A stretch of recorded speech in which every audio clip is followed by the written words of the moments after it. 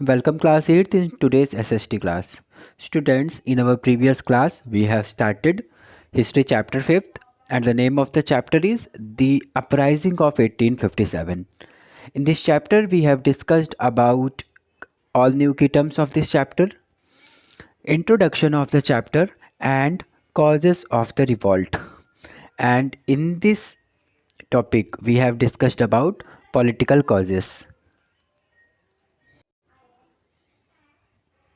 Students, we all know there are many causes behind the uprising of 1857 और हम लोगों ने इसमें पॉलिटिकल causes को डिस्कस कर लिया था. So students, in today's class we will discuss about other causes that are social and religious causes, economic causes, military causes and some immediate causes. So let's start today's class with these discussions. First we will discuss about social and religious causes. बहुत सारे causes हैं 1857 के revolt के पीछे, जिसमें से social और religious causes भी एक बहुत ही इम्पॉर्टेंट कॉज है. इसमें हुआ क्या कि ब्रिटिश के आने के बाद कुछ सोशल रिफॉर्म्स उन लोगों ने शुरू किए. Like in our previous class we have discussed about sati pratha. Sati एक ऐसा सोशल इविल जो कि हमारे इंडियन ऑर्थोडॉक्स के साथ बहुत ही ज़्यादा रिलेट कर रहा था, है ना. हमारे ऑर्थोडॉक्स मीन्स वो लोग जो पुराने ट्रेडिशंस को, पुराने रीति रिवाजों को ही मानते हैं और किसी भी तरह के नए चेंजेस नहीं चाहते. ठीक है. तो उस टाइम पर जब ब्रिटिशर्स आए तो उन्होंने सती जैसे सिस्टम को रिमूव करने की बात की. उन्होंने कहा कि ऐसे सिस्टम, ऐसी चीज़ें इंडिया को ही नहीं किसी भी कंट्री को बहुत बैक ले जाती है, बहुत बैकवर्ड बनाती है. इसलिए बहुत सारे एक्ट्स बनाए गए थे, है ना. लेकिन हमारे जो ऑर्थोडॉक्स लोग हैं, लॉर्ड विलियम बैंकेट ने जब सती को इलीगल डिक्लेयर कर दिया 1829 में, तो उन्हें बहुत बुरा लगा. उन्हें लगा कि ये तो हमारे इंडिया का कल्चर है और हमारे इंडिया के ऊपर इनका किसी भी तरह का पावर नहीं होना चाहिए चेंज करने का. तो इस टाइम पर लोगों को बहुत ज़्यादा बुरा लगा. उसी तरीके से विडो री मैरिज, जो कि एक बहुत बड़ा सोशल रिफॉर्म था उस टाइम पर, ये ब्रिटिशर्स के द्वारा ही किया गया और ये चीज़ें भी हमारे इंडियन ऑर्थोडॉक्स को नहीं पसंद आई. अब सवाल उठ रहा था उनके ट्रेडिशन पर, उनके कल्चर पर और उनके रिलीजन पर, है ना, जो हमारे इंडियंस को बिल्कुल पसंद नहीं आ रहा था. तो ये भी एक रीज़न था जिसकी वजह से ब्रिटिशर्स के अगेंस्ट इंडियंस ने अग्रेसिव होना शुरू किया. इसके अलावा अलग अलग तरीके के रेशियल डिस्क्रिमिनेशंस भी हो रहे थे between Indians and Britishers. Britishers हमेशा अच्छे पोजीशन पर, अच्छे पोस्ट पर अपने ब्रिटिश लोगों को, यानी अपने ही लोगों को अपॉइंट करते थे, और जो लोअर पोस्ट होते थे या बहुत ज़्यादा जहाँ पर रिस्पेक्ट नहीं होती थी, ऐसे पोजीशंस पर, ऐसे पोस्ट्स पे हमेशा इंडियंस को रखा जाता था, है ना. जिसके वजह से भी इंडियन इस अनजस्ट प्रैक्टिस के अगेंस्ट गुस्सा होना शुरू होते हैं और कहीं ना कहीं इसका ही विरोध था. यही यही एक रीज़न था जिसकी वजह से उन्होंने ब्रिटिशर्स के अगेंस्ट अपने आप को खड़ा किया, है ना. बहुत सारे अनजस्ट प्रैक्टिसेस होते थे, जैसे पब्लिक प्लेसेस में डिस्क्रिमिनेशन किया जाता था. ब्रिटिशर्स को जो भी वो ट्रेन्स में या किसी भी इस तरीके के पब्लिक ट्रांसपोर्ट को भी यूज़ कर रहे हैं तो वहाँ पर भी अच्छी सीट्स, रिजर्व्ड सीट्स उनको दी जाती थी और हमारे इंडियंस को ज़मीन में बैठ के, फ़र्श पे बैठ के ऐसे या किसी भी तरीके से मतलब सही सुरक्षित ना होते हुए भी ट्रैवल करना पड़ता था. और इसके अलावा जो भी पब्लिक प्लेसेस थे वो भी बहुत ज़्यादा सेपरेट थे. अच्छी फैसिलिटीज़ केवल ब्रिटिशर्स के लिए ही थी, जो कि कहीं ना कहीं इनइक्वालिटी को शो कर रही थी. ये इस रीज़न की वजह से भी हमारे इंडियंस आक्रोशित हुए, गुस्सा हुए. इनके अलावा क्रिश्चियन मिशनरीज़ जो उस टाइम पर आए थे, जिनको रिस्पॉन्सिबिलिटी दी गई थी कि वो वेस्टर्न एजुकेशन को इंडिया में लाए और यहाँ पर वेस्टर्न एजुकेशन को स्प्रेड करें, है ना, लोगों के पास तक पहुंचाएं। ये काम क्रिश्चियन मिशनरीज को दिया गया था। और क्रिश्चियन मिशनरीज एजुकेशन के फील्ड में तो वर्क कर ही रहते, लेकिन 1850 के टाइम पर एक लेजिस्लेशन, एक एक्ट भी पारित कर दिया गया था, जिसमें जो प्रॉपर्टी होल्डिंग का जो राइट था, वो अभी तक क्या था कि प्रॉपर्टी इंडियंस के पास राइट नहीं था, राइट टू प्रॉपर्टी का, कि वो प्रॉपर्टी होल्ड कर सके। माना जाता था कि सारी जो भी प्रॉपर्टी है होगी, जो भी लैंड है, जो भी रिसोर्सेस हैं, वो किसके हैं, वो गवर्नमेंट के हैं, यानी ब्रिटिश गवर्नमेंट के हैं।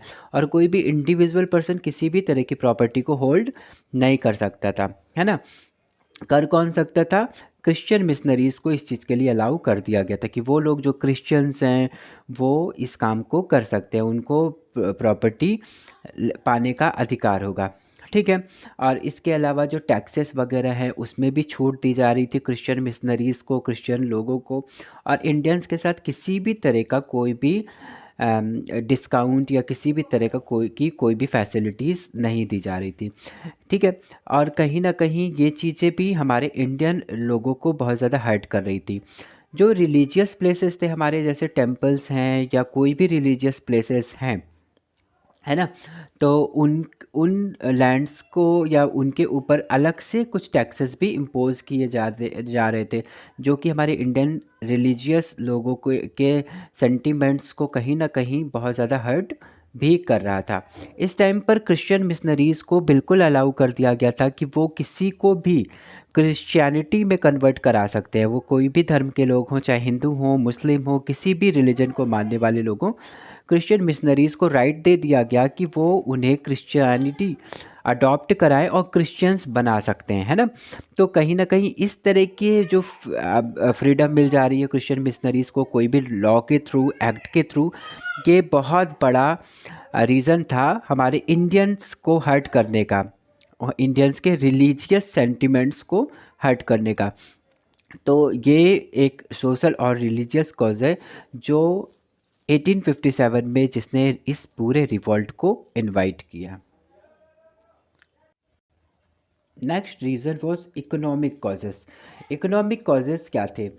उस टाइम पर ब्रिटिशर्स के कुछ इकोनॉमिक पॉलिसीज़ थे, कुछ उन लोगों ने बहुत सारी पॉलिसीज़ बनाए जिसका बहुत ज़्यादा सीधा इम्पैक्ट पड़ रहा था हमारे इंडियंस के ऊपर। ब्रिटिशर्स ने खुद के सेल्फ ग्रीड के लिए, अपने खुद के फ़ायदे के लिए डिफरेंट टाइप के टैक्सेस इम्पोज कर दिए थे उस टाइम पर हमारे इंडियंस के ऊपर, जिनमें से पुअर फार्मर्स को भी बहुत ज़्यादा टैक्सेस पे करने पड़ रहे थे। कई बार ऐसा होता था कि पीजेंट्स और फार्मर्स हमारे बहुत ज़्यादा टफ सिचुएशन को भी फेस करते थे। कैसे? जब एक बहुत ही फिक्स रेट पर, हाई रेट पर टैक्सेस डिक्लेयर कर दिए जाते थे कि वो टाइमली जो ज़मींदार्स हैं उनको पे करना है, और ज़मींदार उन टैक्सेस को ब्रिटिश गवर्नमेंट के पास डिपॉजिट करेंगे, ठीक है।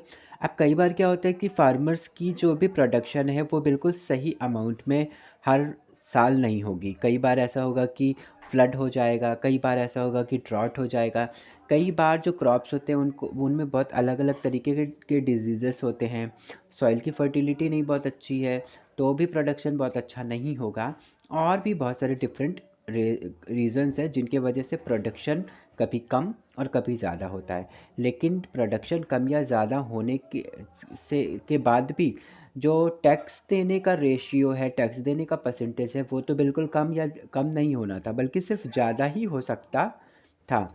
तो अब इतने कम प्रोडक्शन के बाद भी उनको एक अच्छे अमाउंट में टैक्स पे कर पाना हमारे इंडियन फार्मर्स के लिए पॉसिबल नहीं था, जो कि बहुत ज़्यादा उनको बर्डन फील करा रहा था। कई बार टाइमली टैक्स पे करने के डर की ना कर पाने के डर की वजह से हमारे पुअर फार्मर्स दूसरे जो बिग लैंड ओनर्स हैं या लैंडलॉर्ड्स हैं, या बहुत जिनके पास थोड़ी सी अच्छा प्रोडक्शन हो गया है, उनके पास से लोन के फॉर्म में पैसे भी ले लेते थे ताकि वो ब्रिटिशर्स को टाइमली दे सके। नहीं तो ब्रिटिशर्स उनके साथ फिर बदसलूकी करेंगे, है ना, किसी भी लेवल पे वो जा सकते हैं, उनके साथ कुछ भी पनिशमेंट दिया जा सकता था, है ना। तो ऐसे टाइम पे अब उन्होंने मनी लैंडर्स से मनी लिया और उसको टैक्स के फॉर्म में ज़मींदार्स को डिपॉजिट किया, इस वादे के साथ कि नेक्स्ट सीज़न में जब भी फार्मिंग होगी और प्रोडक्शन अच्छा होगा, वो मनी लैंडर को पैसे रीपे कर देंगे। लेकिन हो अब हाँ, इस बात की भी पॉसिबिलिटी बनती थी कि नेक्स्ट ईयर फिर से कुछ नेचुरल प्रॉब्लम्स आ सकती थी, है ना। फिर ड्रॉट हो गया, फिर किसी भी तरह की बीमारी क्रॉप्स में लग गए, और इस बार भी प्रोडक्शन अच्छा नहीं हुआ। लेकिन इस टाइम पर उन्हें खुद के खर्च के लिए भी पैसे चाहिए, और साथ ही साथ ब्रिटिशर्स को टैक्स देना है, और मनी लेंडर को भी टाइम दिया हुआ है जो रीपे करने का, वो भी टाइम आ चुका है। अब किस फार्मर्स इस टाइम पे बहुत ज़्यादा फंसा हुआ, बहुत ज़्यादा ट्रैप्ड फील करते थे, जो कि उनकी कंडीशन को बहुत ही बैड बनाती है। इसके अलावा उस टाइम पर बहुत सारे मशीन्स का भी इंट्रोडक्शन हो गया था। ब्रिटिशर्स ने क्या किया, इस टाइम पर बहुत सारे नए नए मशीन्स, जैसे इंडस्ट्रीज़ हैं वहाँ पर या और दूसरी जगहों पर, बहुत अच्छी अच्छी मशीन्स बना दिए, बहुत अच्छे अच्छे इक्विपमेंट्स को यूज़ किया जाने लगा, जिससे उनका वर्क बहुत ही फास्ट हो पा रहा था, और बहुत ही ज़्यादा अच्छे क्वालिटी का भी काम हो पा रहा है। ठीक है, अब इससे क्या हो रहा है कि हमारे जो इंडियन आर्टिसंस हैं, जो क्राफ्ट्समैन हैं, जो हैंडमेड चीज़ें बनाते थे, अब वो रिप्लेस्ड हो जा रहे हैं, किससे? टूल्स मशीन्स से, है ना। बड़े बड़ी जो मशीन्स आ गए, जो बहुत फास्ट भी काम कर पा रहे हैं, अच्छे क्वालिटी का भी काम कर पा रहे हैं। तो अब हम इंडस्ट्रीज़ में तो मशीन्स को ही रखेंगे, हम उन लोगों को, उन आर्टिसंस को, उन क्राफ्ट्समैन को क्यों रखेंगे अपने पास, जो कि जिनकी जो मशीन से बहुत धीमा काम करेंगे, और उनकी वर्क की क्वालिटी इतनी ज़्यादा नीट एंड क्लीन भी नहीं होगी, है ना।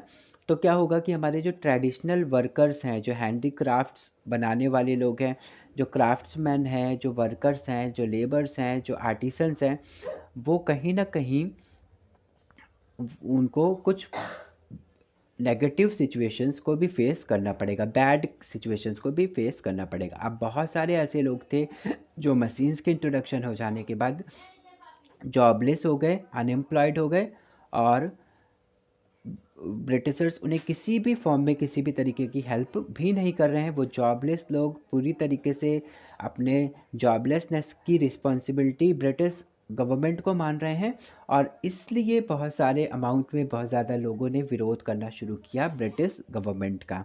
ठीक है, इसके अलावा ब्रिटिशर्स ने इंग्लिश को एज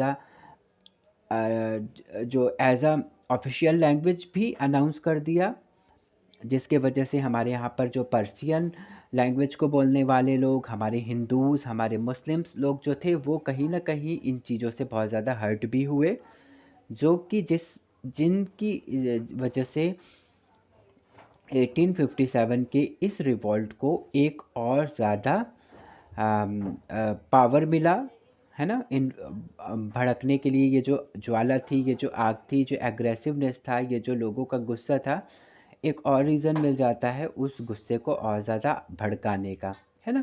तो इस तरीके से हम समझ सकते हैं कि किस तरीके से इकोनॉमिक कॉजेस मैटर करती हैं इस पूरे 1857 के रिवॉल्ट को। Next cause is military cause. Military cause ने किस तरीके से 1857 के रिवॉल्ट होने में हेल्प किया। हुआ क्या कि बहुत सारे ऐसे लोग थे, इंडियंस थे, जिनको मिलिट्री में, ब्रिटिश मिलिट्री में भी अपॉइंट किया गया था। ठीक है, सिपाही के रूप में, सिपाही जो होते हैं उनके फॉर्म में किया गया था। अब यहाँ पर भी डिस्क्रिमिनेशन हो रहा था बिटवीन इंडियंस एंड ब्रिटिशर्स। जो ब्रिटिशर्स की सैलरी थी वो बहुत अच्छी खासी थी, बहुत हाई सैलरी दी जा रही थी कंपैरिजन में। जो हमारे इंडियन सोल्जर्स हैं, इंडियन सिपाहीज हैं, उनको बहुत लो सैलरीज दी जा रही हैं। ठीक है, इनके अलावा जो प्रमोशन की अपॉर्चुनिटी है वो सिर्फ और सिर्फ ब्रिटिशर्स के लिए थी। यानी एक जो लो पोस्ट पे काम करने वाला सिपाही होता था ब्रिटिशर, वो आगे भी बढ़ सकता था, उसके प्रमोशंस भी होंगे, लेकिन हमारे जो इंडियंस लोग थे उनको लोअर पोस्ट पे ही रखा जा रहा है, सिपाहीज के पोस्ट पे रखा जा रहा है, और वो वहीं पर हमेशा रहेंगे। ठीक है, इनके अलावा जब इनको वॉर के लिए या किसी भी तरीके के वर्क के लिए बाहर भेजा जा रहा है जाता था, तो एक तरह से कुछ अमाउंट में पैसे भी, एक्स्ट्रा पैसे दिए जाते थे, जिसे भत्ता कहा जाता है। वो भी सिर्फ और सिर्फ ब्रिटिशर्स को ही दिया जा रहा है, इंडियंस को नहीं। ठीक है, इनके अलावा एक एक्ट पारित किया गया था 1856 में, जिसमें ब्रिटिश ईस्ट इंडिया कंपनी ने ये डिक्लेयर किया कि हर न्यू अपॉइंटेड, जो न्यू रिक्रूटेड सिपाहीज होंगे, उनको ओवरसीज़ जाकर, यानी समुद्र से होकर जाकर भी कुछ वर्क करना पड़ेगा, ठीक है। जिसके लिए उन्हें मजबूरी थी कि जो भी अपॉइंटेड लोग हैं 1856 के बाद उनको जाना ही होगा वहाँ पर भी कुछ टाइम तक अपने सर्विसेज देने के लिए, ठीक है। हमारे इंडियंस के जो रिलीजियस सेंटिमेंट्स हैं वो इस चीज़ को अलाउ नहीं करते हैं। कहीं ना कहीं हमारे इंडियन ट्रेडिशन में उस टाइम पर ये बातें थी, समुद्र को पार करना, सीज़ को क्रॉस करके सेकंड साइड में जाना उनके रिलीजियस सेंटिमेंट्स को हर्ट कर रहे थे। अच्छा नहीं माना जाता है समुद्र को लांघ कर, समुद्र को क्रॉस करके, सीज़ को क्रॉस करके उस पार जाना हमारे इंडियन कल्चर में इस चीज़ को अच्छा नहीं माना जाता था, जिसकी वजह से बहुत से लोगों ने, जो न्यूली अपॉइंटेड लोग हैं, उन लोगों ने अपोज़ किया ब्रिटिश की इस पॉलिसी को। उन्होंने मना किया कि ऐसे एक्ट्स को पारित नहीं करना चाहिए, ऐसे एक्ट्स को रोक देना चाहिए। किसी के भी सामने इस तरह के बिल्कुल स्ट्रिक्ट इंस्ट्रक्शंस नहीं दिए जाने चाहिए कि उसे ऐसा कुछ करना ही होगा, ठीक है। तो ये एक बहुत बड़ा कॉज था उस टाइम पर, जिसे हम मिलिट्री कॉज के नाम से जानते हैं, जो 1857 के रिवॉल्ट का बहुत एक अच्छा रीज़न बना। Last and very important cause of 1857 revolt is immediate causes. अब कुछ ऐसे इमीडिएट इवेंट्स हुए जिन्होंने इस पूरे जो भी रिवॉल्ट था उसकी शुरुआत कर दी। अब डिफरेंट बहुत सारे रीजंस यहाँ पर हो रहे हैं, बहुत सारे कॉजेस ऐसे हो रहे हैं जिनकी वजह से इंडियंस एग्रेसिव हैं। हर सोसाइटी का हमारा जो हर पार्ट था, चाहे वो फार्मर्स हों, चाहे वो रिलीजियस पर्सन्स हों, चाहे वो हमारे यहाँ के पुराने ट्रेडिशंस को फॉलो करने वाले लोग हों, चाहे वो सिपाहीज हों या बहुत सारे अलग अलग लोग हैं, फेजेंट्स, फार्मर्स, वर्कर्स, लेबर्स, सब कोई, सभी ब्रिटिशर्स के अगेंस्ट इस समय गुस्से में थे। अब ज़रूरत थी एक स्पार्क की, एक छोटी सी चिंगारी की, जो सबको एक साथ जोड़ पाता। और उसकी शुरुआत यहाँ पर हो जाती है ब्रिटिशर्स ने जब एक इनफील्ड राइफ़ल को इंट्रोड्यूस किया, ठीक है। खुद के प्रोटेक्शन को लेकर ये बहुत ज़्यादा गंभीर रहते थे और इसके लिए इन्होंने एक अच्छी क्वालिटी का इनफील्ड राइफ़ल इंट्रोड्यूस किया अपनी आर्मी के लिए 1857 में। अब क्या स्पेशल स्पेशल चीज़ें थीं उनके इस राइफ़ल में?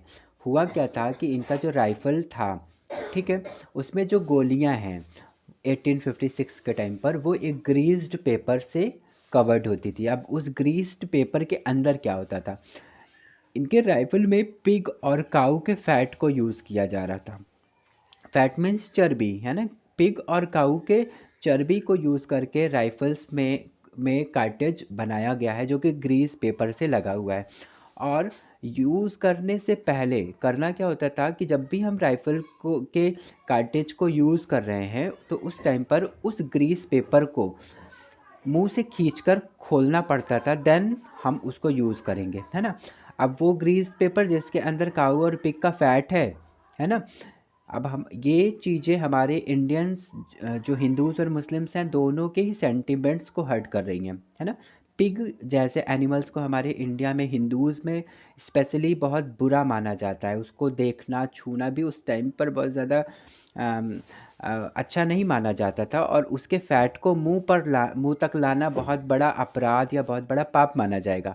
उसके साथ साथ काऊ, जिसको हमारे रिलीजन में इंडियंस मैक्सिमम जो इंडियंस उस टाइम पर थे वो काऊ को एज अ मदर काऊ, है ना, हमारे इंडिया में तो काऊ को मदर काऊ माना जाता है। उसके बने हुए फैट से जो कार्टेज बना हुआ है हमें उसको यूज़ करना है ना। मुस्लिम्स के लिए भी ये बहुत हर्ट की बात थी। पिग जैसे एनिमल्स को बहुत ज़्यादा ख़राब माना जाता है। पिग और काऊ के फैट को यूज़ ही नहीं कर सकते थे हम उस टाइम पर। लोगों को बहुत ज़्यादा बड़ा पाप दिखाई दिया उसमें, है ना। और उसको मुंह से एक बाइट काटना है उस पेपर को, देन हम उसको यूज़ करेंगे इस कार्टेज को, है ना। तो बहुत से हमारे जो हिंदूज़ और मुस्लिम्स सिपाहीस थे जो उस टाइम पर ब्रिटिश आर्मी में इन्वॉल्व थे, उन लोगों ने सीधा सीधा मना किया। उन्होंने कहा कि हम इस तरह के न्यू इंट्रोड्यूस्ड कार्टेज को यूज़ नहीं करेंगे क्योंकि ये हमारे सेंटिमेंट्स को बहुत ज़्यादा हर्ट कर रहा है ना। और ये धीरे धीरे ये जो फायर थी जिसका स्पार्क पूरे सिपाहियों के बीच में फैल गया, है ना। जो भी हमारे इंडियन सिपाहीस थे, चाहे वो हिंदूज थे चाहे वो मुस्लिम्स थे, सब ने अपने अपने लेवल से अपोज करना शुरू किया। अब उस टाइम पर हमारे जो ब्रिटिश आर्मी है उसमें बहुत ज़्यादा अमाउंट में इंडियन सिपाहीस अपॉइंटेड हैं और सारे सिपाहीस एक तरीके से अपोज कर रहे हैं कि हम ऐसे कार्टेज को यूज़ नहीं करेंगे, है ना। अब उन्हीं सिपाहियों के बीच एक जो सिपाही है वो थे मंगल पांडे। ठीक है, इन्होंने क्या किया, इन्होंने लीडरशिप ली, इन्होंने लीड रोल प्ले किया उस टाइम पर, और इन्होंने साफ मना किया कि हम ऐसे कार्टेज को यूज़ नहीं करने वाले। ठीक है, और इन्होंने बैरकपुर में 29 मार्च 1857 में अटैक भी किया, जहाँ पर इन्होंने मना किया कि नहीं, हमसे ये काम नहीं हो पाएगा। ठीक है, मंगल पांडे को ब्रिटिश गवर्नमेंट ने उस टाइम पर अरेस्ट कर लिया, और अरेस्ट करने के बाद उन्हें 10 साल का इम्प्रिजनमेंट भी दे दिया, जिसकी वजह से हमारे जो लोग थे, जो सिपाहीस थे हमारे मेरठ में जो लोग थे, उन लोगों ने जेल तक में मार्च निकाला, बहुत ज़्यादा रैलीज़ निकाली, बहुत ज़्यादा स्ट्राइक्स किया 10 मई 1857 को, है ना। और एक बहुत बड़ा कांड हुआ, एक बहुत बड़ा मसाक भी उस टाइम पर हुआ, जिसमें लोगों ने बहुत ज़्यादा अपोज़ किया कि मंगल पांडे को छोड़ा जाए और हमारी मांगों को भी माना जाए कि हम ऐसे कार्टेज को यूज़ नहीं करेंगे, है ना। बाद में क्या हुआ कि British officers released the imprisoned soldiers and set fire to British property, है ना। और किसी न किसी तरीके से फिर ब्रिटिश गवर्नमेंट को थोड़ा सा मानना पड़ा, और जो अरेस्टेड सिपाही थे उनको उन्होंने रिलीज़ किया। लेकिन कहीं ना कहीं ये एक तरीके से शुरुआत हो चुकी थी एक पूरे आंदोलन की, एक रिवॉल्ट की, एक नया जो हम कह सकते हैं कि जो डिमांड्स हमारे इंडियंस की थी उसकी। ठीक है, जिसने एक रूप लिया, बड़ा रूप लिया, और कहीं न कहीं हमारे इंडियन जो भी स्ट्रगल्स हुए, जो भी नेशनलिज़्म के लिए हमारी कंट्री को इंडिपेंडेंट बनाने में जो भी वर्क किया गया, उसकी शुरुआत इस टाइम पर हो चुकी थी। ठीक है, तो ये बेटा कुछ रीज़न्स थे, कुछ कॉजेज़ जिनको हम लोगों ने आज समझा, जिनकी वजह से हर इंडियंस ने ब्रिटिशर्स के अगेंस्ट खड़े होना शुरू कर दिया था। क्लियर हो रहा है। In our next class we will discuss about outbreak of the revolt at Meerut. अब उसके बाद क्या होता है मेरठ में, और और आगे कौन कौन सी चीज़ें होती हैं, कौन कौन से इवेंट्स होते हैं, मेन सेंटर्स और लीडर्स कौन रहे हैं इस पूरे रिवॉल्ट के, और जो रेलेवेंट टॉपिक्स हैं उनको भी हम हमारे नेक्स्ट क्लास में समझेंगे। Clear. In homework you have to do book exercises in your book. Clear. So students, now we will meet in our next class. Till then, take care and have a nice day.